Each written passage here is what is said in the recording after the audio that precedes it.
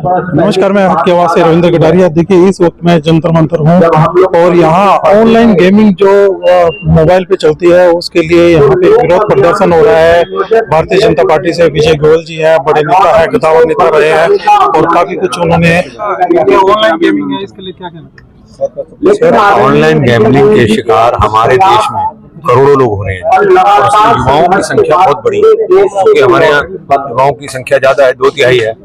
और ये online gambling के शिकार इसके हो रहे हैं। पहले तो शौक में खेलते हैं, फिर लत पड़ जाते हैं, फिर बर्बाद होते हैं, फिर पैसा लूज करते हैं और उसके बाद आत्महत्या करते हैं। जो 2016 में 20 लाख लोग इसके शिकार थे, आज 24 करोड़ लोग शिकार हैं। 2027 में ये संख्या 50 करोड़ हो जाएगी। 63 बिलियन अमेरिकन डॉलर का विश्व में पूरा ये गैम्बलिंग का चल रहा है। मेरे देश में गैम्बलिंग पे तुरंत बैन है, जुए के ऊपर बैन है और ये राज्य सरकारों को देखना है कि इसके ऊपर पूरा प्रतिबंध लगाया है। तमिलनाडु को, एक दो राज्यों को छोड़कर बाकी किसी ने प्रतिबंध नहीं लगाया। तो हम देश के अंदर एक माहौल बनाने निकले हैं लॉटरी की तरह। जैसे हमने लॉटरी बंद कराई थी, उसी तरीके से हम इसके ऊपर भी अभियान चला रहे हैं, पूरा देश के अंदर चलाएंगे। दिल्ली से इसके अभियान की शुरुआत हुई है और हमारा कहना यह है, माँ बाप को तो यही नहीं मालूम कि बच्चा मोबाइल पर, कंप्यूटर पे ऑनलाइन गेमिंग खेल रहा है या ऑनलाइन एजुकेशन पढ़ रहा है, और माँ बाप इसके बारे में बहुत चिंतित हैं। अभी जब हम पार्कों के अंदर मीटिंगें लेने जाते हैं तो उसमें पेरेंट्स हमको बताते हैं कि हमारा बच्चा इसका शिकार हो रहा है। तो उसके दो तरीके हैं, एक है अवेयरनेस लाना यूथ के अंदर, और अवेयरनेस लाने के लिए यूथ को कल्चरल और स्पोर्ट्स और दूसरी एक्टिविटीज के अंदर शामिल करना पड़ेगा, तब जाके वो इसको छोड़ेगा।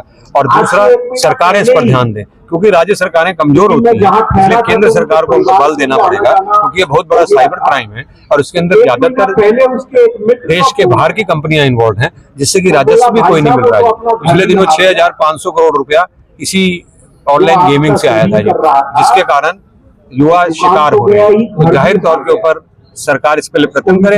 रेगुलेशन के लिए केंद्र सरकार एक बिल लेकर आई थी 2022 में, और अभी वो ठंडे बस्ते हैं। तो इस पार्लियामेंट के अंदर हम उस आवाज को उठाएं। देखिए, केंद्र सरकार में आप ही की सरकार है और इसके ऊपर कितनी जल्दी एक्शन होने वाला है, क्योंकि इसके जो शिकार हैं छोटे बच्चे भी बहुत ज्यादा होते हैं जिनको पता ही नहीं है। छोटे बच्चे हो रहे हैं शिकार, 15 साल से उम्र के नीचे के बच्चे शिकार हो रहे हैं। मैंने आपको क्या बताया, प्रमुख जिम्मेदारी राज्य सरकारों की है। जैसे लॉटरी भी राज्य सरकारों ने अपने अपने राज्यों में बंद की थी, पर केंद्र सरकार भी चाहे तो एक सेंट्रल बिल भी ला सकती है।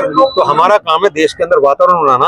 हाँ, लोग अब इसके लिए तैयार हो चुके हैं कि इस पर प्रतिबंध और बैन लगना चाहिए। तो पहली बार यह मुहिम उठी है, आप समझ सकते हैं। जैसे लॉटरी को बंद कराने में हमें 10 साल लग गए, तो जाहिर तौर पर जो ये जाल इतना बड़ा बैठा हुआ है, क्योंकि ये कंपनियां क्या करती हैं, कि आपने अगर इनकी ऐप को बंद किया, उस ऐप के आगे 1 2 3 4 या राम शाम लगा के उसी को फिर चालू कर देते हैं जाके।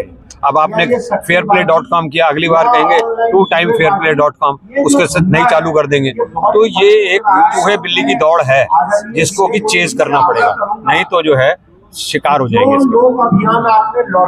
विजय गोयल जी, और देखिए काफी गद्दावर नेता है, उन्होंने जैसा बताया कि बहुत जल्दी ही वो केंद्र सरकार और राज्य सरकार इसको बंद करे गेम जल्दी से जल्दी। रविंद्र कटारिया, जंतर मंतर से, धन्यवाद।